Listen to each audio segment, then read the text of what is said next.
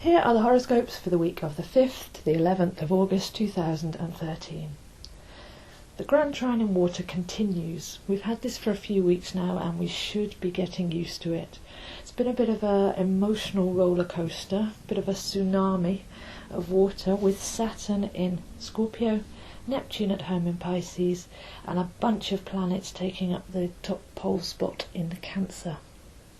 Jupiter holds this place at the moment, the last of the planets to do so, and this Grand Trine will remain for a couple of weeks yet, but we're acclimatised a bit more to it now, and as the other planets are moving from Cancer to Leo, it should feel a little less emotional, but it's very important that we take the lessons that we've learnt so that we're going forwards and it's had a purpose for us rather than just going, phew, that's over, okay, forget about it. So Jupiter in Cancer is expansive. There's been decades of emotional conditioning and programming, and many of us have grown up believing and thinking things that aren't even ours. So Jupiter expands, and Cancer is the cells and the emotional memory of the body, and the truth, the simple truth of our soul desire, rather than the conditioning of the mind and society. So we've been breaking free. We've been shown where we're actually working from a program, and we've also had the chance to reflect on our emotional integrity, to lose a lot of the psychological baggage and to stand tall. So the lovely thing this week when we talk about standing tall is that we have a new moon in Leo on Tuesday, and this falls sandwiched in between two full moons in Aquarius. And Leo and Aquarius cannot be separated because they're opposites and therefore they hold the seed of each other. So the story of this month, which will be triggered this week, is that there was a full moon in Aquarius on the 22nd of July and there'll be another one on the 21st of August, and right in the middle we have this lovely new moon in Leo. So Leo is the lion, and the word bravery or courage comes in when we think about lions.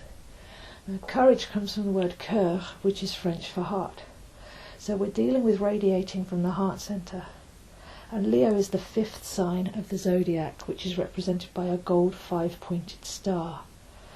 Like the ones we see on Hollywood Boulevard, that's why we have the gold star accredited to acting and to performance and to reward, because this is all to do with the sign of Leo, which stands and radiates from the heart centre.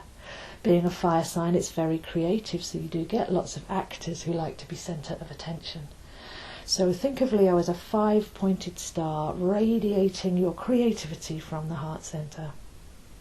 And a new moon opens up a 2-week window, so this is a wonderful month, beginning this week, to actually have a look at your creativity and what you're creating.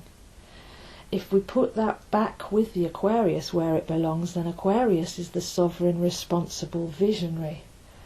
So it's a case of creating from a very deep space, not just going out in the sunshine and playing for no apparent reason. This is a case of being responsible for what your heart is transmitting and receiving, and therefore you can stand even taller and prouder and survey your territory like the mighty lion.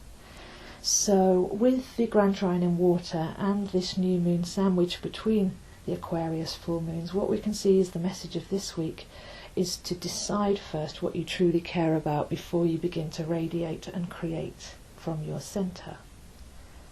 The second aspect this week is going to add even more depth, because we have the first of 3 oppositions of Jupiter and Pluto. So Jupiter is expanding us, as I said, on the emotional level, and Pluto is deconstructing the old in Capricorn.